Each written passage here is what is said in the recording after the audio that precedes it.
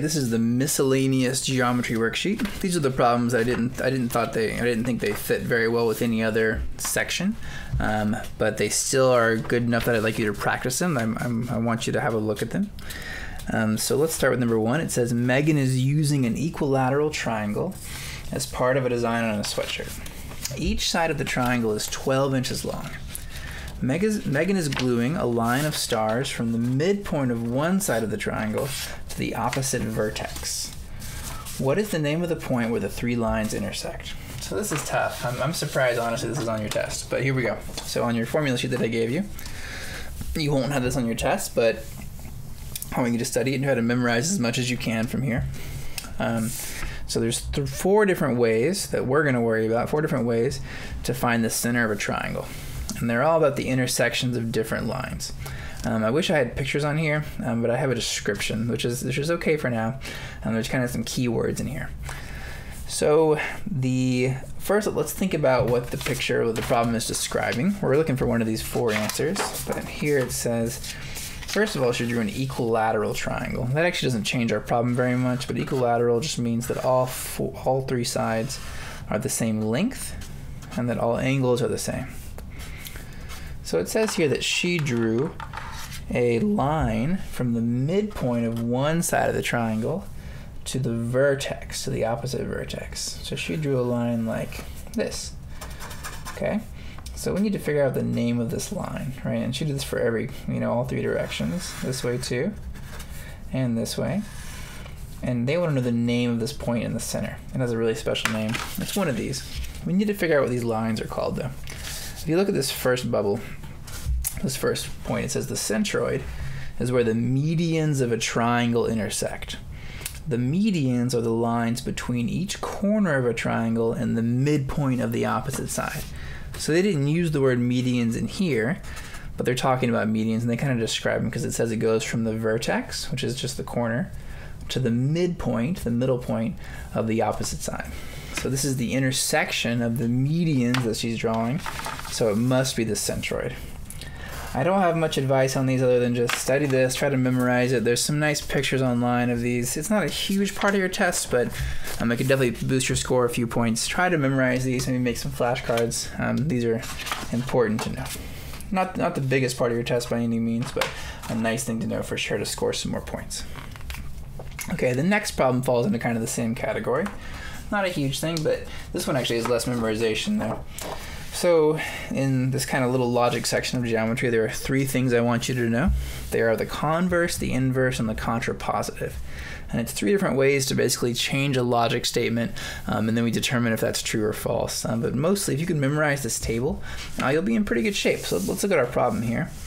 It says, what is the contrapositive, big word, of the statement, if I am in Macon, then I am in Georgia? So if we look at our table here, look at contrapositive, and our table starts with an example. It says, if P, then Q. And P and Q are really just placeholders for, you could really say anything. They're just logic statements. It could be anything. And the contrapositive, notice it says, if not Q, then not P. So what they've done here is they've switched the order. They put Q where P was and P where Q was, and they put not in front of each thing, right? So let's see which answer matches that. So if I am in Macon, then I am in Georgia. So first I noticed that the order should be switched for the contrapositive. So let's find out where the order is switched. So it should go Georgia, Macon. So A goes Georgia, Macon. B does not. C does, and D does. Okay, so these all switch the order. And we should have a not in front of each statement. So which one has a not in front of each statement? D says, if I'm not in Georgia, then I am in Macon. So that's out. There's only a not in front of the first statement. There's no nots in A, so it must be C. Let's have a look at it. It says, if I'm not in Georgia, then I'm not in Macon. Great, and so they switched the order of the things, the Georgia and Macon, and they put nots in front of each. So that is the contrapositive. I know that seems like weird and stupid, but just accept it. If you can memorize that table, it's going to give you a better shot at getting the score you need to graduate. Okay. Which statement is not always true of a parallelogram? So let's remember, on our formula sheet here, there's a little table here. It shows a parallelogram. Remember, a parallelogram has 4 parallel sides. Or I said that not totally correctly. It has 2 pair of parallel sides. So these sides are parallel, and these sides are parallel. Okay, 2 pair of parallel sides. So let's look at our answers here. And we're looking for what's not true. So the first one says the diagonals bisect each other. Let's skip that for a second. Let's try to eliminate some bad answers. The opposite sides are congruent. So if we look at our parallelogram, we see that the opposite sides are congruent. These are actually always going to be equal. So it can't be B, because B is always true. And they want the answer that is not always true. C says the diagonals are perpendicular. That's interesting. So a diagonal is going to be like this. Here's a diagonal. Here's a diagonal. These don't really look perpendicular. Doesn't look like a right angle. And imagine if I really stretched this and like made it really, really, really skinny, for example. It would still be a parallelogram. It still has 2 pair of parallel sides. But the diagonals are, there's no way. They're gonna be way too not at a right angle for this to work. So I'm thinking it's gonna be C, because they're not always perpendicular. And then just looking at D, for example, it says opposite sides have the same slope. So that's always true, because same slope means parallel. And the definition of a parallelogram is that our sides are parallel. So that's great. So this one is going to be C. Okay, number 4 says an artist glues together pieces of plastic to make a design as shown. What is the measure of angle ACD? Remember, angle ACD is going to be A to C to D. So it's right here. It's kind of our missing angle. So notice, in kind of our bigger, more complex shape here, we have just a quadrilateral, just a 4-sided shape. And we know from our last section that the interior, the inside angles of a quadrilateral, or of any polygon, they add up to n minus 2 times 180. That is on your formula sheet. You won't have it on the test, but try to memorize it. Or do memorize it, I should say. You're all capable of doing that. So how many sides do we have? We have 4. So 4 minus 2 times 180. This should be the sum of all of our interior angles. So 2 times 180 is 360. So they all add up to 360. So what I can do, I can add these 3 together and see kind of what's left over before I get to 360. So I'll say 110 plus 120 plus 70 equals 300. So now I'll do 360 minus 300 to see the difference. And there we go. So I get 60 degrees, okay? And that is answer choice A. All right, almost there. Triangle KLM is inscribed in circle A. What is the measure of angle KLM? So angle KLM is going to be K to L to M, K to L to M, excuse me. So it's right here.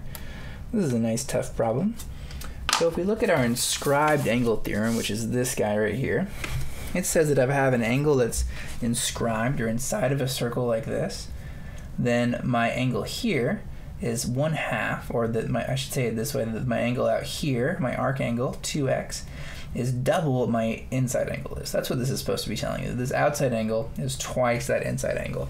I chose this for the formula sheet because it's a little simpler and easier to follow, but they do kind of condense things. So this means that this outside arc is twice the angle of that inside angle. So let's look here, and I see an outside arc, a nice big outside arc, and this arc corresponds to, it lines up with, corresponds to angle M, right? And I know from my theorem here, that if I have an angle that corresponds to an arc, then the measure of the angle is half the measure of the arc. So this angle must be half of this. So I'll take 112, divide by 2, and I get 56. So this must be 56. Okay, and now I have a triangle. Remember that all 3 angles of a triangle must add up to 180. If you forget that, but you know your formula here, this n minus 2 times 180, you can actually use that. But they add up to 180 degrees. So I know that 46 plus 56 plus my leftover, my missing angle, x, is equal to 180. So I'll subtract these to find x. So I'll say x equals 180 minus 56 minus 46, and I get 78. Okay, so x is 78 degrees. Oh, we're not done yet though. Ooh, the trick answer right there. That's a trick answer. Because they're asking for, oh wait, no, it's not a trick answer. Just kidding. Okay, yeah, so it's got to be b, because we did everything. I thought we got that angle. Yeah, that's the trick answer. See, if you had just done this step, you would have got 56. That's our trick answer. Okay, last problem. Number 6 says, which set of numbers represents the lengths of the sides of a triangle? This is a nice, tough problem. So I want you to picture something for a second for me here. And that is, I want you to realize that not all side lengths could make a triangle. For example, what if I gave you a side of like 10? This is 10 long, right? And I gave you another side for the triangle of like 1, and another side of like 2, for example, right? Now, if I'm trying to make a triangle, I can't do it, because no matter what angle I put these at or where I move these around, there's no way these are going to reach each other. Does that make sense? No matter what angle I put these at, I could, even at a really steep angle, 2 and 1, they're never going to touch, right? So it turns out that for a triangle to work, the shorter two sides, whatever these are, like 5 and 6 maybe, they have to be, when you add them together, they have to be greater than this side. So this would be okay, I could do this. But here, this wouldn't work, right? So another one that wouldn't work maybe, and this is a quick explanation of a medium difficulty problem, but 4 and 4, would that work? Could I get 4 and 4 to work? I couldn't. They're not going to reach, even if they go all the way down here.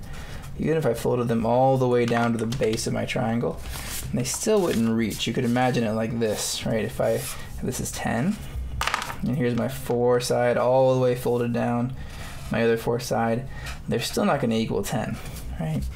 When do they barely start working? They barely start working when I have 10 and a length of maybe 5 and another length of 5. So in this case, since the two shorter sides add up to the longer side, it's basically a line, right? And then if I go a little bit further and I make one side a little bit longer, like this is 6 maybe, and this is 5. So now I can make a triangle. So the two shorter sides have to be at least as long, if actually they need to be a little bit longer than my long side. So let's keep that in mind. Let's look at our answers here. So 13, 18, and 15. So let's take our long side of 18. Then we've got a 13 over here. And the drawing, you can draw it different ways, but this is one way to draw it. And a 5 over here. Are these going to touch? If I fold them down, if I add these together, I get 13 plus 5 is 18. So actually, they kind of just, as you fold them down, they're exactly the same length. So we just get a line. It's not even a triangle, actually. So this guy is out. Okay.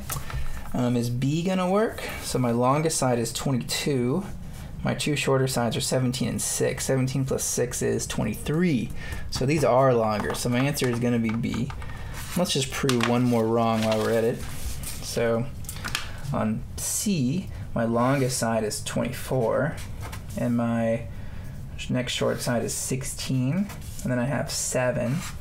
So these two added together, 16 plus 7 is 23. So these would never reach, actually. If I folded them all the way down, there would be a little gap in the center because these two together are not as big as 24. So that wouldn't work either. And I assume D is the same story. So this